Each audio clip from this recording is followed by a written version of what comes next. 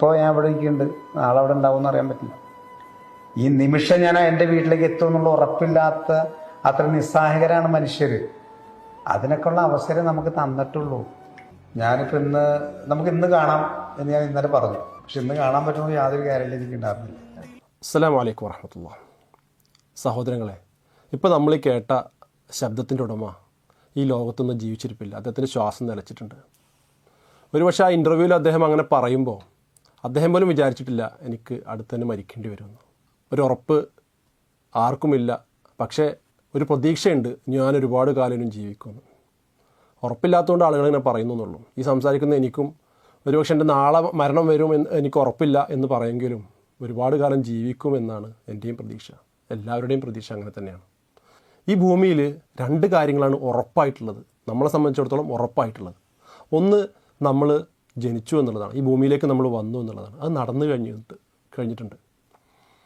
ഇനിയുള്ളത് നമ്മൾ മരിക്കുമെന്നുള്ളതാണ്, അതിൽ യാതൊരു സംശയവുമില്ല.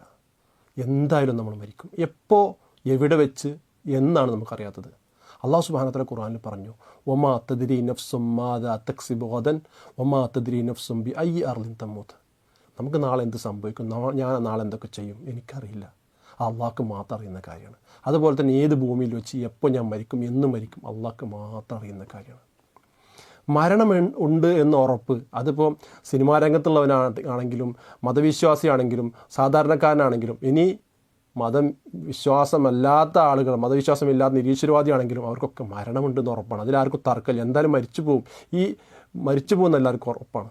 ഈ ഭൂമിയിൽ ചിരഞ്ജീവിയായിട്ട് ജീവിക്കാൻ പറ്റുമെന്ന് ആരും പറയുന്നില്ല. ഇപ്പം പണ്ട് പറഞ്ഞവരൊക്കെ ഉണ്ടായിരുന്നു, അവരും മരിച്ചു പോയിട്ടുണ്ട്. ഫിറഔനെ പോലെ ആളുകളൊക്കെ പണ്ട് പറഞ്ഞിട്ടുണ്ട് ഞാൻ എന്നും ഇവിടെ ഉണ്ടാവുന്നു, പക്ഷെ അവരും മരിച്ചു പോയിട്ടുണ്ട്. അതാണ് ചരിത്രം. അപ്പോൾ മരണമുണ്ടെന്ന് എല്ലാവരും പറയുന്നുണ്ട്. പക്ഷേ മരണമുണ്ട് എന്ന് ഉറപ്പുണ്ടായതുകൊണ്ട് മാത്രം, ഞാൻ മരിക്കുമെന്ന് ഉറപ്പുണ്ടായതുകൊണ്ട് മാത്രം നമുക്ക് വിജയം ഉണ്ടാവുമോ? ഈ മരണത്തിന് ശേഷം വേറൊരു ജീവിതമുണ്ടെന്നും ആ ജീവിതം ഒരിക്കലും അവസാനിക്കാത്തൊരു ജീവിതമാണെന്നും ഈ ഭൂമിയിലെ ജീവിതം നശ്വരമാണെന്നും മനസ്സിലാക്കുന്നിടത്താണ് യഥാർത്ഥത്തിൽ വിജയം കിടക്കുന്നത്. ആ നാളേക്ക് വേണ്ടിയിട്ട് ഒരുക്കൂട്ടാനാണ് നമ്മൾ ശ്രമിക്കേണ്ടത്. അള്ളാഹു സുബ്ഹാനഹു വ തആല ഖുർആനിൽ പറഞ്ഞിട്ടുണ്ട്, ഖുൽ ഇന്നൽ മൗത്തല്ലദീ തഫിറൂന മിൻഹു ഫഇന്നഹു മുലാഖീകും. ഏതൊരു മരണത്തിൽ നിന്നാണോ നീ ഓടി അകലാൻ ശ്രമിക്കുന്നത്, ആ മരണം നിന്നെ പിടികൂടുക തന്നെ ചെയ്യും.